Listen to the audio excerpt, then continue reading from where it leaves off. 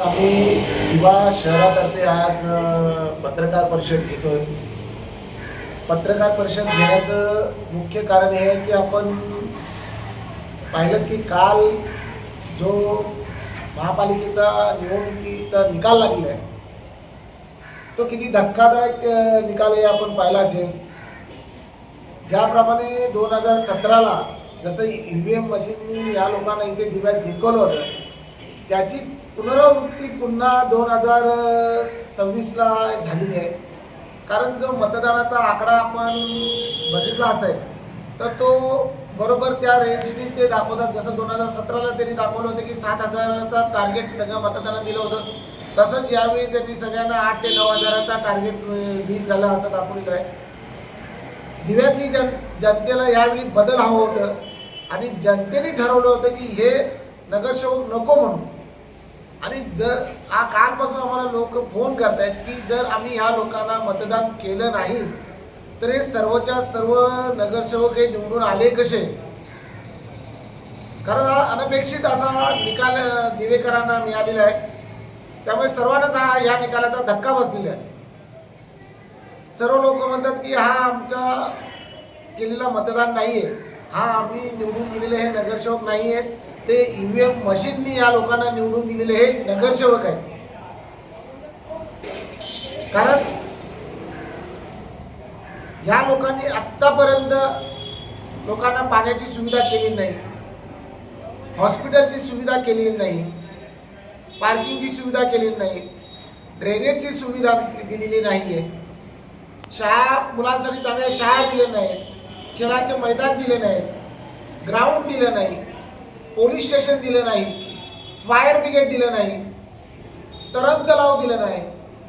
अशी कोणतीच सुविधा जर या लोकांनी लोकांना दिवेकरांना दिली नव्हती तर दिवेकर कोणत्या आधारावरती या लोकांना मतदान करतील असं दिव्यातली जनता आज आम्हाला प्रश्न विचारते की आम्हाला कोणतीच सुविधा या नगरसेवकांनी दिली नाही, मग आम्ही या लोकांना मतदान का करावं.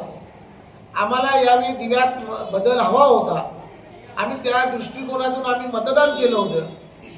परंतु तरी सुद्धा हे सर्वच्या सर्व नगरसेवक यांचेच निवडून आलेले आहेत. म्हणजे यामध्ये काहीतरी तफावत आम्हाला दिसते. EVM घोटाळा झालेला आहे आणि हे EVMचे नगरसेवक आहेत, जनतेने निवडून दिलेले नगरसेवक नाही, हे प्रथम आम्ही दिवेकरांना सांगू इच्छितो. आणि ज्या दिवेकरांनी आमच्यावर विश्वास दाखवला, शिवसेना उद्धव बाळासाहेब ठाकरे पक्षाला जे मतदान केलं, ठाकरे बंधूंच्या मागे उभे राहिले, त्यांचे आम्ही शतशः आभार मानतो.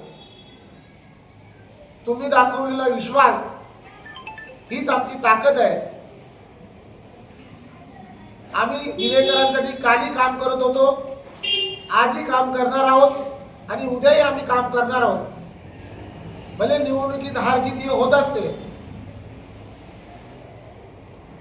आम्हाला माहिती आहे की जनतेच्या मनात आम्ही होतो आणि जनतेने आम्हाला निवडून दिलेलं आहे. आज जरी कागदोपत्री आम्ही हारलेलो दिसलो असलो तरी जनतेच्या नजरेत आम्ही जिंकलेले नगरसेवक आहोत. आणि त्या दृष्टिकोनाने काल निवडणुकीचा निकाल लागला तरी आजपासून आम्ही आमचे सगळे उमेदवार हे पुन्हा दिवेकरांच्या सेवेसाठी आम्ही तत्पर आहोत. आम्ही काम करण्यासाठी पुन्हा एकदा मैदानात आम्ही उतरलेलो आहोत.